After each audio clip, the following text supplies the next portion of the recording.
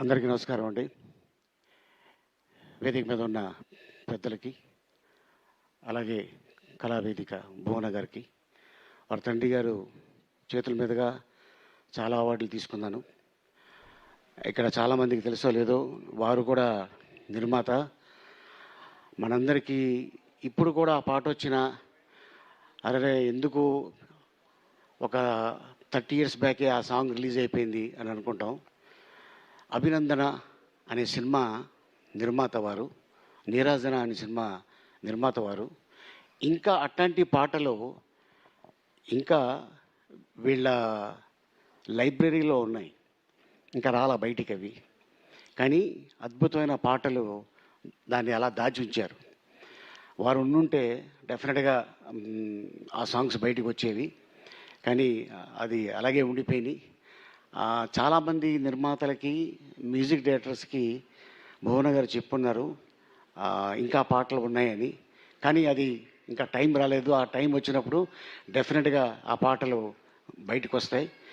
నేను 75లో షోలే అనే cinema release అయితే ఆ డైలాగ్స్ హిందీలో రామారావు గారు చెప్తే ఎలా ఉంటుందని ఆ రోజు స్టేజ్ మీద చేస్తుంటే ముందు విశ్వనాథ్ గారు కూర్చొని ఉన్నారు.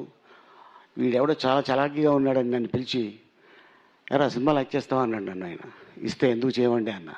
ఆ మాట ఆయనకి బాగా నచ్చి ఇమ్మీడియట్గా నాకు హరిషంటు పేరమ్మ అని సినిమాలో ఒక 3 రోజులు వేషం ఇచ్చి, ఆ వేషం ఏంటంటే హరిషంటు కొడుకుని నేను, సాక్షి రంగారావు గారు నన్ను ఎత్తుకుంటారు.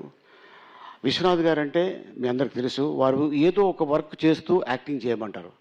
అరే నిన్ను సాక్షి రంగారు ఎత్తుకుంటాడు, ఎత్తుకోగానే నువ్వు వెళ్ళాను అన్నారు. అలాగే నేను చేస్తాను అన్నాను. నాకు అది గుర్తులేదు. ఆయన ఎత్తుకోగానే నా చెవులో కాకుండా ఆయన చెవులో ఎలా అన్నాను. అది ఆయనకి నచ్చింది విశ్వనాథ్ గారికి. అరే నేను నిన్ను కదా అనుకోమన్నానంటే గుర్తులేదండి అన్న. అది వారికి గుర్తుకొచ్చి వీడు మంచి టైమింగ్ ఉన్న ఆర్టిస్ట్ అని ఒక 3 రోజులు నాకు వేషం ఇచ్చారు. డివిఎస్ రాజు గారు నిర్మాత. 78లో ఆ సినిమా షూటింగ్ జరిగింది. అండ్ ఆ సినిమాకి ఆ 3 రోజులకు కలిపి నాకు 150 రూపాయలు ఇస్తే మా అమ్మకి 100 రూపాయలు ఇచ్చి ఒక 50 రూపాయలు మన భాషలో చెప్పాలంటే నొక్కేసా. ఎందుకు నొక్కాను అంటే రామారావు గారి సినిమాలు 50 సినిమాలు చూడొచ్చు అని. ఎందుకంటే 75 పైసా టికెట్. ఇలాగే థియేటర్లో కూర్చొని సినిమాలు చూశాను స్క్రీన్ మీద. ఆ 25 పైసా ఇంటర్వెల్లో అవి ఏమైనా కొనుక్కోవచ్చు అని చెప్పి అలా దాచుకొని వారి సినిమాలు చూసి ఇన్స్పిరేషన్ అయ్యి చెన్నై వెళ్ళి వారిని చూడాలి అని బజుల్లా రోడ్లో వారి ఇల్లు ఉంటే చాలామంది తిరుపతికి వెళ్ళి ఆ బస్సులు రామారావు గారిని చూడటానికి వచ్చేవాళ్ళు. వారి ఇంటి ఎదురుగుంటానే దర్శరత్న మన దాసనారాయణరావు గారి ఇల్లు ఉండేది. అక్కడ తిరుపతిలో ఆ స్వామిని చూసుకొని చెన్నైలో వచ్చి రామారావు గారిని చూసుకొని మళ్ళీ వాళ్ళు ఊరికి వెళ్ళిపోతే అమ్మయ్య ఫుల్ఫిల్ అయ్యింది మన ట్రిప్పు, మన యాత్ర అనుకొని అప్పుడు వచ్చేవాళ్ళు. సో అట్టాగా కెరియర్ మొదలుపెట్టి ఇప్పుడు 2028 వస్తే నేను ఇండస్ట్రీకి వచ్చి 50 ఏళ్ళు అవుతుంది. ఈరోజు వారి పేరు మీద కళావేదిక సంస్థ మీద నాకు నందమూరి తారక రామారావు గారు అవార్డు ఇవ్వటం నిజంగా చాలా ఆనందంగా ఉంది. అలాగే నేను శుభ సంకల్పం సినిమా అవార్డు నందమూరి తారక రామారావు గారి చేతుల మీదుగా రవీంద్ర భారతిలో అవార్డు తీసుకున్నాను.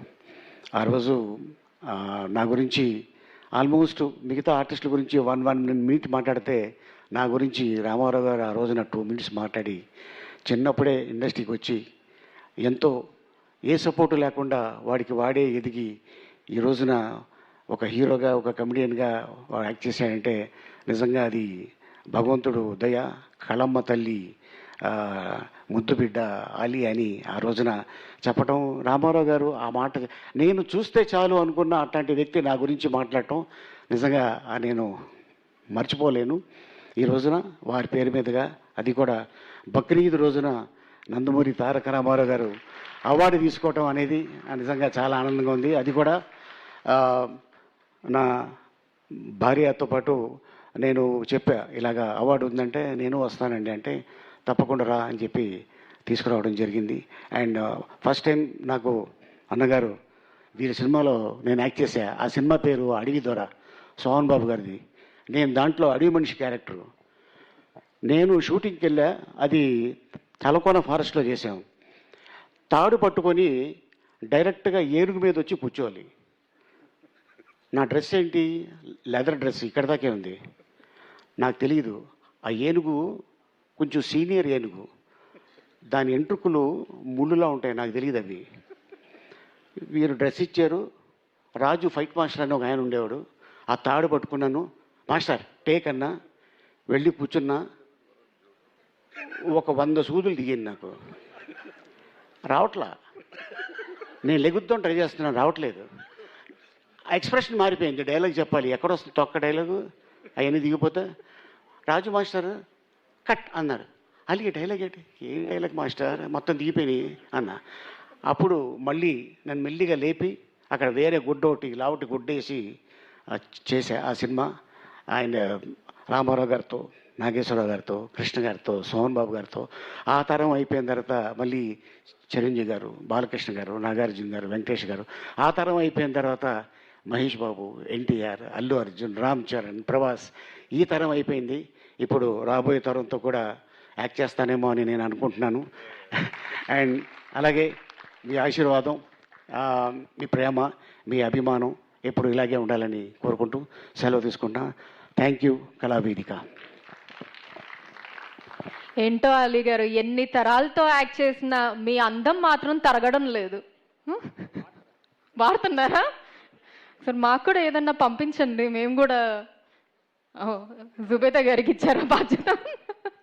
Fine. And thank you so much Ali గారు. నిజంగా వెండితెర మీదే కాదు, ఈ స్టేజ్ మీద కూడా చక్కగా మీ మాటలతోటి మా అందరి మొహాల్లో కూడా నవ్వులు చిందించారు, నవ్వులు పోయించారు. మరొకసారి ధన్యవాదాలు అండ్ కంగ్రాచులేషన్స్ అండి for the award. Thank you.